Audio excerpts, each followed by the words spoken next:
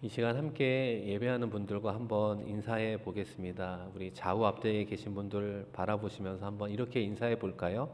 보면 살아납니다. 네, 보면 살아납니다. 우리가 일상생활에서 이제 사용하는 단어 중에 관심이라고 하는 말이 있습니다. 자주 사용하잖아요. 여러분의 관심사가 무엇입니까? 뭐 이렇게 물어보잖아요. 이 관심이라고 하는 건 우리가 어떤 곳에 우리의 마음이 가 있는 것을 말합니다. 그래서 이 관심이라고 하는 단어 자체도 볼 관자에 마음 심자 아니겠습니까?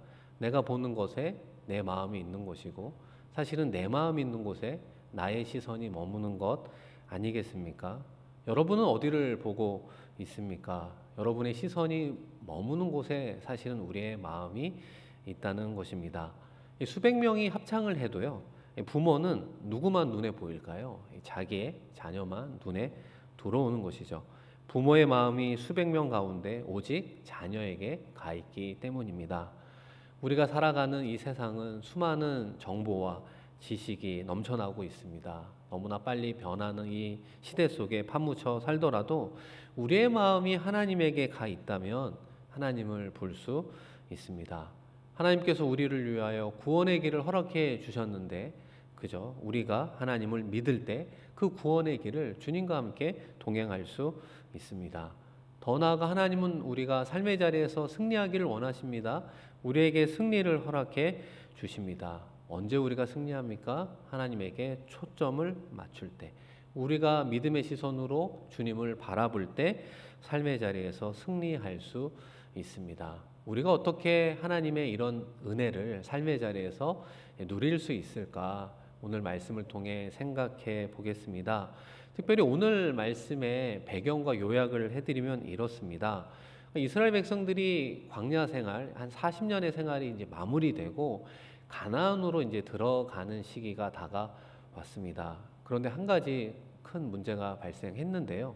그게 무엇이냐면 지름길이 있었습니다. 직선로가 있었는데 에돔 족속으로 인해서 직선로가 허락을 받지 못하고 우회를 하게 되었습니다. 그런데 이 우회하는 길이 또 험한 길이었기 때문에 우회하는 길도 많고 또 길도 험하고 그러다 보니까 이스라엘 백성들이 마음이 상하고 그 상한 마음을 잘 추스리지 못하니까 불평과 원망을 하나님과 모세에게 하게 되었습니다. 그래서 하나님이 그들에게 불뱀을 보내서 많은 사람이 죽게 되었고 모세의 중보 기도를 통해 장대에 노뱀을 달았잖아요. 그래서 그것을 본 자들이 다시 죽음에서 생명으로 회복되는 이야기가 기록되고 있습니다. 오늘 말씀을 시작하며 첫 번째 생각해 보고 싶은 것은 우리 불행의 근본적 원인이 무엇일까라고 하는 겁니다. 여러분 본문 4절인데요. 한번 같이 읽겠습니다. 백성이 호르산에서 출발하여 홍해길을 따라 에돔 땅을 우회하려 하였다가 길로 말미암아 백성의 마음이 상하니라. 앞서 말씀드린 것처럼 그들의 마음이 상한 이유는 우회하면서 돌아가니까 힘들었고 또 하나는 홍해의 길이 험하니까 힘들어서 마음이 상할 수도 있습니다. 그런데 이 말씀을 잘 살펴보면 이 단순히 길 때문에만 상한 것이 아니라 그들의 마음이 조급해진 결과입니다. 우리가 이 부분을 꼭 기억을 해야 되는데요. 이 사실 조금만 참으면 한 번만 더 인내하면 한 번만 더 그 불평을 억눌렀으면 그 젖과 꿀이 흐르는 가나안 땅이 눈앞에 있었습니다. 하나님께서 약속해 주셨잖아요. 이스라엘 백성들에게 젖과 꿀이 흐르는 가나안 땅을 주리라. 그것이 눈앞에 있었는데 그것을 얻지 못하고 죽은 사람들이 생기게 되었습니다. 동트기 직전 새벽이 가장 어둡다라는 말을 우리가 알고 있습니다. 그렇죠. 조금만 기다리면, 조금만 버티면 찬란한 태양이 떠오른다는 걸 알고 있음에도 불구하고 그것이 언제 떠오를지 알지 못해 그 어두움에 마음이 상하고 결과적으로 포기하는 우리의 연약한 모습을 보게 됩니다. 이 코로나 3년 차인 우리의 삶도 표현할 수 없을 정도로 힘들고 어렵지 않습니까? 어떻게 보면 우리 모두가 가장 어두운 이 시기를 통과하고 있는지 모르겠습니다. 예전에 누리던 그 일상의 회복이 가까이 오고 있는 것이죠. 그것을 기다리고 그것을 보아야 함에도 불구하고 그러지 못한 우리의 마음의 조급함이 생기기 시작하면 우리의 일상에서 너무나 쉽게 마음이 상하기 마련입니다. 여러분, 하나님의 기도의 응답도 동일하지 않겠습니까? 그 은혜의 응답이 더디어 올 때가 있어요. 한 번 참으셨습니까? 잘하셨죠. 두 번 참으셨나요? 너무 잘하신 겁니다. 세 번 참으셨습니까? 정말 잘하신 것입니다. 그런데 그 기다림에 지쳐 마음이 상하는 경우가 있다는 것입니다. 여러분의 기도의 응답 가운데 더딘 응답이 무엇이 있습니까? 오늘 말씀의 흐름 속에 하나님의 응답이, 하나님의 약속의 말씀의 성취가 가까이 오고 있음을 이야기합니다. 여러분, 야고보서 5장 11절인데요. 한번 같이 읽어볼까요? 보라, 인내하는 자를 우리가 복되다 하나니 너희가 욥의 인내를 들었고 주께서 주신 결말을 보았거니와 주는 가장 자비하시고 긍휼히 여기시는 이시니라. 아멘. 우리가 잘 아는 욥의 인내를 이야기하고 있습니다. 우리의 고통과 환난이 크지만 욥의 고통과 환난보다는 크지 않을 수 있겠죠. 결과적으로 욥이 어떻게 아름다운 결말을 경험하게 되었습니까? 하나님의 약속의 말씀을 붙잡았다라고 하는 것이죠. 그 표현 속에는 무엇이 들어가 있느냐? 욥의 인내를 이야기하지만 욥의 인내의 시작은 하나님을 향한 욥의 믿음이었다라고 하는 것을 우리가 기억해야 되는 거예요. 그러니까 믿음이 있다 없다는 어떻게 표현하느냐? 그 표현된 방식이 하나가 인내라고 하는 거예요. 기다림이라고 하는 겁니다. 우리가 왜 조급하고 기다리지 못하는가? 믿음이 없기 때문에 그렇습니다. 믿음이 있습니까? 그 믿음은 어떻게 표현이 된다고요? 한 번 더 참고 기다리고 인내하는 모습으로 나오게 되는 것이죠. 그 인내가 결국 하나님의 은혜의 응답으로 인도해 주시는 것입니다. 그러나 그 당시 이스라엘 백성들은 그 상황을 그 조급함을 이기지 못하고 어떤 언행을 보여줍니까? 우리 이어지는 5절인데요. 한번 같이 읽겠습니다. 백성이 하나님과 모세를 향하여 원망하되 어찌하여 우리를 애굽에서 인도해 내어 이 광야에서 죽게 하는가? 이곳에는 먹을 것도 없고 물도 없도다. 우리 마음이 이 하찮은 음식을 싫어하노라 하매. 사실 이스라엘 백성들이 불만을 토로하는 장면은 여러 군데에서 보았습니다. 새로운 건 아니지만 이 5절의 말씀 속에 들어가 있는 백성들의 불만의 수위가 최고조에 올라간 것 같아요. 다른 것들과 비교해도 가장 심각한 수준입니다. 심지어 만나를 뭐라고 표현합니까? 5절 끝에 보면 이 하찮은 음식, 이 하찮은 음식으로 만나를 표현하고 있는 거예요. 이 하찮은이라고 하는 것이 어떤 의미가 있습니까? 비참한, 끔찍한. 그러니까 지금 백성들은 만나에 대해서도 가장 별 볼 일 없는 것으로 비하하고 있습니다. 그러나 잘 생각해 보면 하나님께서 이스라엘 백성들에게 비록 광야 40년을 보내긴 하셨지만 그들에게 필요한 먹을 것을 다 채워 주셨습니다. 매일 하늘에서 만나를 내려 주셨고 오아시스로 인도하고 때로는 반석을 통해서 물을 허락해 주시지 않았습니까? 그래서 그들이 만나를 처음 보았을 때 얼마나 맛있었는지, 달고 맛있었는지 감격하게 되었잖아요. 이 만나라고 하는 그 이름 자체가 그 당시 그들의 감격스러운 감사의 표현이었는데 여러분, 만나의 뜻이 무엇입니까? 이게 뭐지? 라고 하는 거예요. 처음 보는 건데 달고 맛있는 하나님이 내려주신 음식이야, 이렇게 감사하며 먹던 음식이 아니었습니까? 그러나 이것이 40년이 지나면서 이스라엘이요, 만나도 싫대요. 질렸대요. 급기야 이 음식을 주신 하나님의 존재도 싫대요. 하나님이 출애굽시켜 준 것도 원망스럽대요. 이렇게 말하고 있습니다. 사랑하는 성도 여러분, 여러분은 하나님의 받은 은혜 가운데 내가 하찮게 여기고 있는 것은 무엇이 있습니까? 내가 평생 잊지 말아야 되는 하나님의 구원이 있죠. 내가 예수님을 구주로 영접하게 되었던 사건이 있죠. 정말 이것만 응답해 주시면 하나님을 위해서 살아가겠노라고 이야기했던 하나님의 정말 극적인 응답도 있습니다. 어떻게 보면 예수님을 정말 사랑했던 첫사랑도 있을 수 있겠죠. 그러나 어느 순간부터 그 모든 것들을 내가 낮게 여기고 결과적으로 이스라엘 백성들처럼 사실은 하찮게 여기며 내가 신앙생활하고 있는 것은 아닙니까? 여러분의 내면 속에 받은 모든 은혜들을 하찮게 여기고 있는가? 우리가 생각해 보아야 하는 것입니다. 여러분, 그런 방향으로 흘러가는 우리의 신앙생활은 반드시 표현하게 되어 있어요. 믿음이 인내를 표현하는 것처럼 하찮게 여기는 우리의 불신앙은 어떻게 표현하게 되어 있느냐? 이스라엘 백성들처럼 불만과 그 다음에 불평과 그 다음에 원망의 순서로 나아가게 되어 있습니다. 우리가 꼭 기억해야 되는 거예요. 불만은 반드시 불평을 낳게 되고, 불평은 여러 사람들과 이야기하면서 결과적으로 원망으로 나아가게 되어 있습니다. 여러분, 하나님께서 원망을 왜 싫어할까요? 혹시 생각해 보신 적 있습니까? 왜 하나님은 원망의 소리를 싫어할까? 그것은 우리의 입장에서 생각해 보면 받은 은혜를 다 쏟아버리기 때문에 그렇습니다. 하나님께서 주셨던 은혜, 감사의 조건들, 정말 하나님으로 인해서 기뻐했던 그 모든 것들이 무엇을 하는 순간 사라지느냐?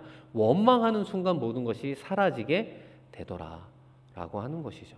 그러나 이스라엘 백성들의 행동의 공통적인 모습을 통해 무엇을 하나도 알 수 있습니까? 이 불만이라고 하는 건 자꾸 반복이 되어 있습니다. 내가 누군가를 만나면 자꾸만 다른 사람에 대해서 안 좋은 걸 이야기하고 싶고, 가정과 자녀와 교회에 대해서 뭔가 굳이 할 필요가 없는 부정적 이야기들을 하게 되는, 그러다 보니까 습관으로 자리 잡는 경향이 있습니다. 나의 언행을 생각해 보아야 하는 것이죠. 내가 누군가를 만날 때 불평을 쏟아내고 있는가? 이것이 나도 모르게 자리 잡은 습관이 아닌가? 우리가 새해를 시작하며 우리의 신앙의 언행을 살펴보아야 하는 것입니다. 여러분, 중요한 것이 무엇입니까? 처음부터 불만을 표현하지 않는 것이죠. 최소화하는 것이 현명한 방법이라고 볼 수 있습니다. 말씀 속에 이스라엘의 원망의 모습, 때로는 우리의 연약한 모습의 공통점은 무엇을 이야기하느냐? 이 원망은 곧 이스라엘 백성들의 표현처럼 하나님을 불신하고 하나님을 거역하는 우리의 죄 때문에 생기는 것입니다. 그런데 그 죄악의 시작이 무엇으로 시작합니까? 우리의 마음속에 끝없는 욕심과 그 욕망으로부터 시작이 되는 것이죠. 욕심이 죄의 뿌리가 되어 있는 것입니다. 그래서 그 뿌리를 제거하지 전까지 아무리 우리에게 좋은 상황과 환경이 갖춰진다고 할지라도 우리는 너무나 쉽게 불평과 불만으로, 원망으로 나아가게 되어 있습니다. 하나님은요, 원망하게 되면 반드시 심판을 하십니다. 어떻게 이번에 심판을 합니까? 불뱀을 보내게 되는데요. 6절 말씀에 보시면 여호와께서 불뱀들을 백성 중에 보내어 백성을 물게 하심으로 이스라엘 백성 중에 죽은 자가 많은지라. 여러분, 보낸 불뱀은 광야에 사는 독사를 이야기합니다. 불타는 듯한 붉은 반점이 있어서 불뱀이라고 명하고 있는데요. 그 불뱀으로 인해서 원망한 백성들 가운데 많은 사람이 죽었다라고 이야기를 하고 있습니다. 여러분, 이 사건을 통해 우리가 불행의 공식 하나를 보게 됩니다. 야고보서 1장 15절인데요. 한번 같이 읽어볼까요? 욕심이 잉태한즉 죄를 낳고 죄가 장성한즉 사망을 낳느니라. 여러분, 이 죽음이라고 하는 것이 처음부터 우리에게 엄습하는 것이 아니라 우리 안에 있는 욕심이 커져서 그저 죄가 되고, 죄는 더욱더 커져서 이 원망을 통해 죽음으로 나아가는 모습을 보게 되는 거예요.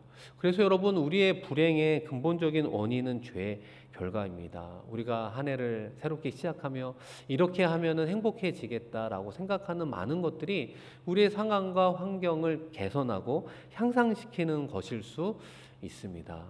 외형적인 부분들이 좋아지면 행복할 수도 있겠죠. 그러나 그것이 전부가 아님을 오늘 말씀은 우리에게 이야기를 하는 거예요. 근본적으로 죄의 문제를 해결할 때 비로소 우리 안에 근본적인 행복이 시작되고 있습니다. 이 죄의 문제를 해결한다는 것이 곧 구원이 아니겠습니까? 그러니까 구원받은 자로서만 사는 게 아니라 구원의 기쁨, 구원의 감사, 구원받은 자의 능력의 삶을 살아갈 때 오히려 우리의 삶의 자리에서 행복을 근본적으로 누릴 수 있는 것입니다. 그렇다면 이스라엘 백성들이 이 어려운 과정에서 다시 한번 구원으로 나아가 그 기쁨과 회복을 어떻게 누리게 됩니까? 이스라엘 백성들이 그때서야 깨닫게 된 거죠. 울고불고 회개하게 됩니다. 모세에게 간청하자. 하나님께 기도해서 이 불뱀을 빨리 물리쳐 달라고 기도하게 되었습니다. 그래서 우리가 아는 것처럼 놋뱀을 장대에 올렸고 그것을 바라보면 산다는 하나님의 치료법을 보게 됩니다. 여러분 9절에 보시면요. 모세가 놋뱀을 만들어 장대 위에 다니 뱀에게 물린 자가 놋뱀을 쳐다본 즉 모두 살더라. 모세는 하나님의 지시대로 한 거예요. 놋으로 뱀의 모형을 만들어 장대에 달아서 모든 사람이 볼 수 있게 했습니다. 신기하게 그것을 본 사람은 신기하게 다 살아났습니다. 사랑하는 성도 여러분, 여기서 우리가 신앙의 원리 하나를 발견하게 됩니다. 이 놋뱀을 바라보는 사람들에게 꼭 필요한 것이 무엇이었을까요? 여러분이 그런 상황이라면 놋뱀을 바라볼 때 우리 안에 무엇이 있을 때에만 우리가 고개를 들어 놋뱀을 바라볼 수 있겠습니까? 그것은 바로 믿음이라고 하는 거예요. 결국 믿음이 없으면 바라보지 않는 거고 믿음이 있으면 바라보게 되어 있는 것입니다. 상식적으로 불뱀에 물려 죽어가는데 뱀의 모형을 본다고 어떻게 살아날 수 있겠습니까? 특별히 불뱀에 물려서 고통당하고 있는데 죽어가고 있는데 그 비슷한 것을 보면 살더라 이야기를 듣고 그것을 바라보고 싶은 사람이 있겠습니까? 결국 하나님이 제시한 약속의 말씀에 대한 믿음이 없으면 절대 놋뱀을 바라볼 수 없었을 것입니다. 그런 의미에서 여러분 신앙생활이 무엇일까요? 우리가 신앙생활을 한다고 하잖아요. 이 신앙이라고 하는 신자가 무슨 신입니까? 믿을 신자잖아요. 앙은 무슨 앙자죠? 바라볼 앙입니다. 우러를 앙이에요. 그러니까 신앙이라고 하는 것 자체가 믿음으로 바라보는 겁니다. 우리가 신앙생활을 한다고 하죠. 믿음으로 바라보는 우리의 삶이 신앙생활이라고 말할 수 있습니다. 그러니까 믿음으로 바라보고 믿음으로 말하고 믿음으로 살지 않으면 그건 신앙생활일 수 없는 것이죠. 동일하게 믿음으로 놋뱀을 바라보았을 때 구원의 역사가 나타났던 것입니다. 그런데 여러분 이 장대에 달린 이 구리뱀, 놋뱀은 무엇을 상징하고 있습니까? 니고데모와 예수님의 대화 속에서 나와 있는 것처럼 예수님이 광야에 들린 놋뱀처럼 나도 십자가에 들려야 되겠다 말씀해 주시지 않습니까? 요한복음 3장 14, 15절 유명한 말씀이죠. 한번 같이 읽어보겠습니다. 모세가 광야에서 뱀을 든 것 같이 인자도 들려야 하리니 이는 그를 믿는 자마다 영생을 얻게 하려 하심이니라. 아멘. 이제 우리의 입장이 되었습니다. 예수의 십자가를 오직 무엇으로 바라볼 때? 믿음으로 바라볼 때 죄에서 구원받고 영생을 받습니다. 예수 그리스도를 믿으면 구원받습니다 라고 하는 하나님의 약속을 믿을 때 그것이 우리의 것이 되는 것입니다.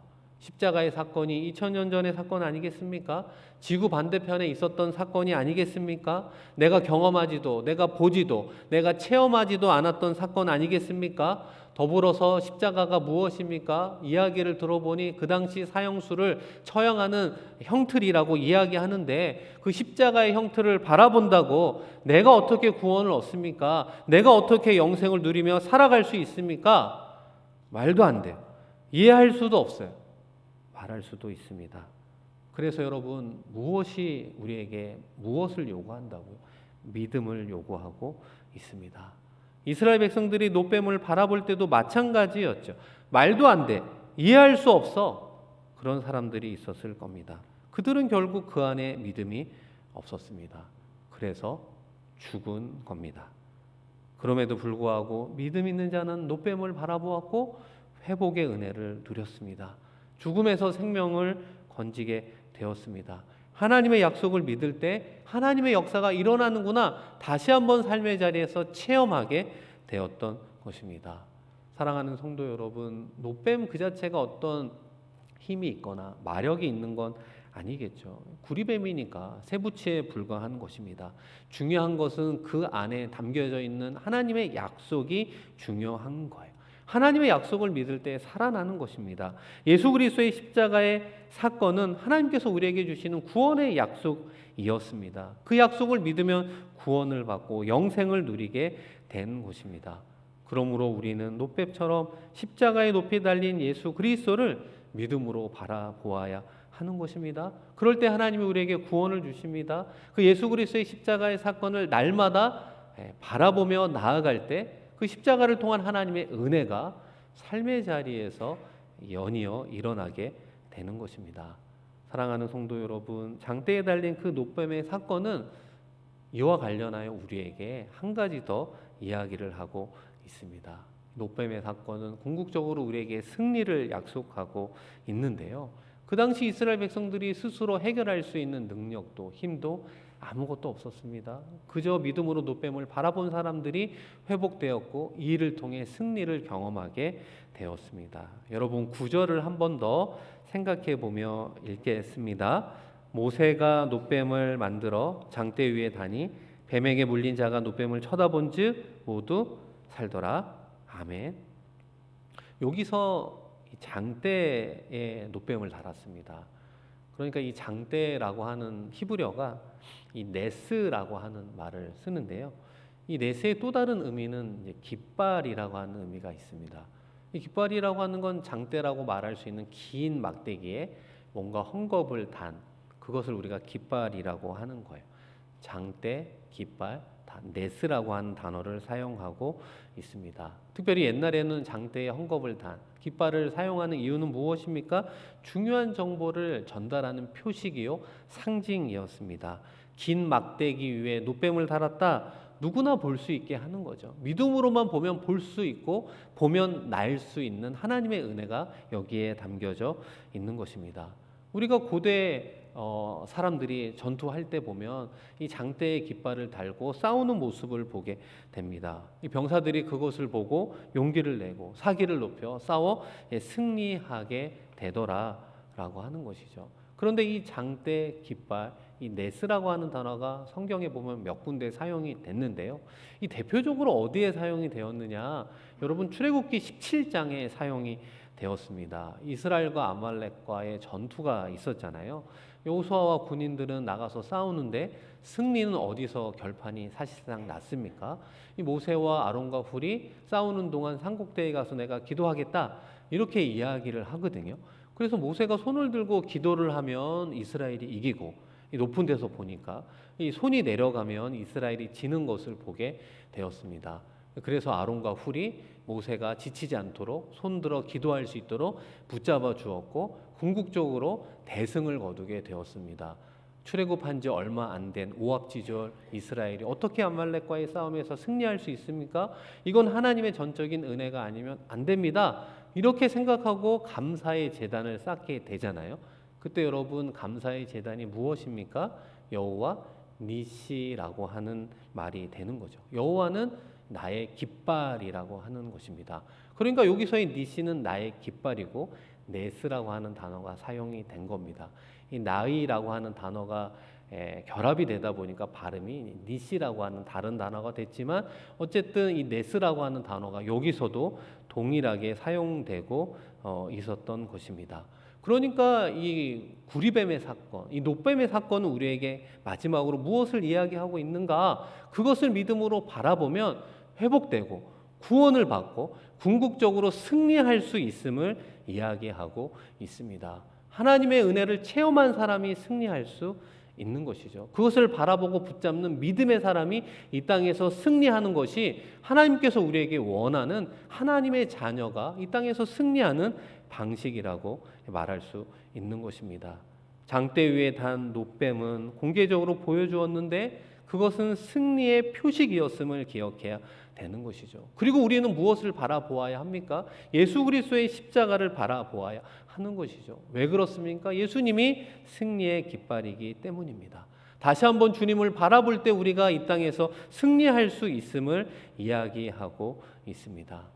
사랑하는 성도 여러분, 아까 신앙이 무슨 말이라고 했습니까? 믿음으로 바라보는 것이라고 했어요. 우리가 하나님을 바라볼 때 반드시 무엇으로 바라보아야 되느냐? 믿음의 눈으로, 영적인 눈으로 바라보아야 하는 것입니다. 이해가 되시죠? 그런데 어떻게 이 승리가 우리의 삶에 드러나는가? 어떻게 삶의 현장에서 이루어지는가? 그것은 영적인 초점을 맞출 때 가능하게 되는 것입니다.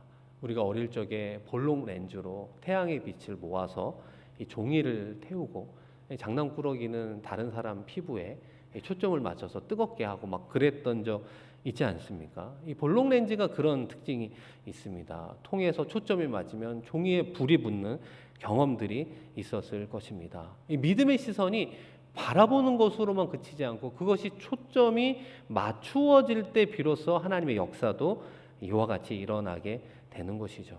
그러나 우리가 신앙생활을 한다고 이야기는 하는데 한 주의 삶에서 세상에 한눈 팔고 엉뚱한 곳에 우리의 시선과 마음을 빼앗겨 버리면 하나님을 믿고는 있으나 하나님을 바라보지 않고 하나님을 향한 영적인 초점이 맞추어지지 않을 때 그러므로 인해서 하나님의 역사가 일어나는 것이 아닙니다.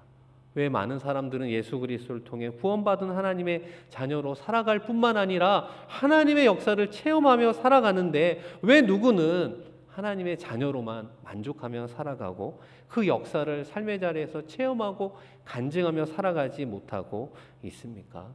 오늘 말씀의 흐름으로 본다면 영적인 시선의 초점을 우리 주님에게 얼마나 맞추고 있는가, 얼마나 집중하고 있는가, 얼마나 세밀하게 주님에게로 다가가고 주님의 음성 가운데 순종하며 나아가는가, 그 여부에 달려 있는 것입니다.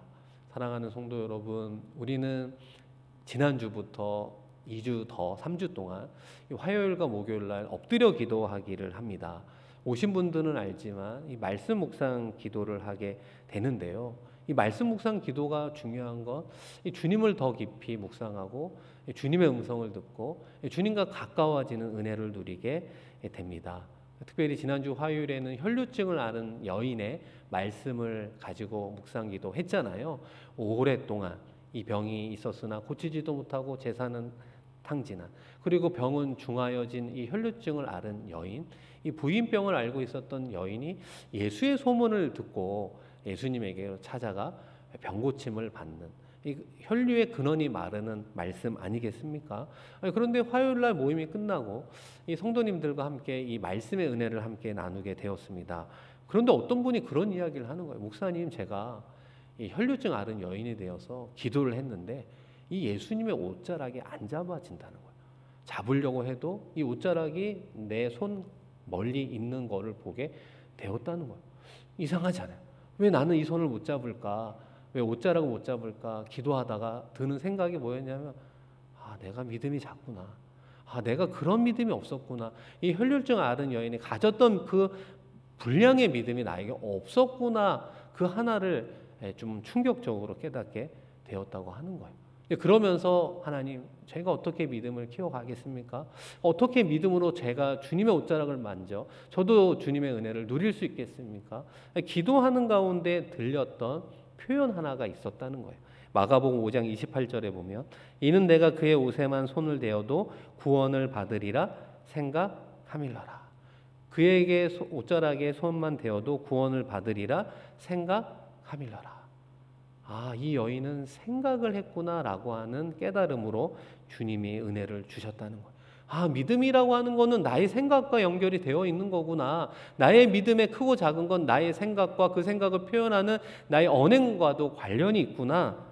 내가 누구를 만났을 때 긍정적으로 표현하는가, 부정적으로 표현하는가, 자신의 모습을 볼 뿐만 아니라 예수님이 고쳐주신다는 그 생각을 마음에 품고 기도하는 사람이 믿음 있는 사람의 기도였구나 라는 것을 은혜를 나누게 되었습니다. 그 큰 믿음이 결국 하나님의 역사로 이어지게 됨을 이야기하고 있는 것입니다. 사랑하는 성도 여러분, 히브리서 12장 2절에 보면 믿음의 주요 또 온전케 하신 이인 예수를 바라보자. 너무나 유명한 말씀이잖아요. 이 마지막에 보면 우리의 구주 대신 예수를 바라보자. 이 바라보자가 영어로 어떻게 되어 있습니까? fix on이라는 표현을 쓰죠. 고정시키다라고 하는 거예요. 그냥 스쳐 지나가다가 많은 사람들 중에 한 분을 바라보듯이 보고 지나가는 것이 아니라 그 한 사람을 향해 우리의 시선을 모으고 고정시키고 집중하고 초점을 맞추는 말씀이라고 하는 거예요. 우리의 역할이 무엇입니까? 믿음의 눈으로 예수 그리스도를 바라보는 것입니다. 우리의 시선을 고정시키는 것입니다.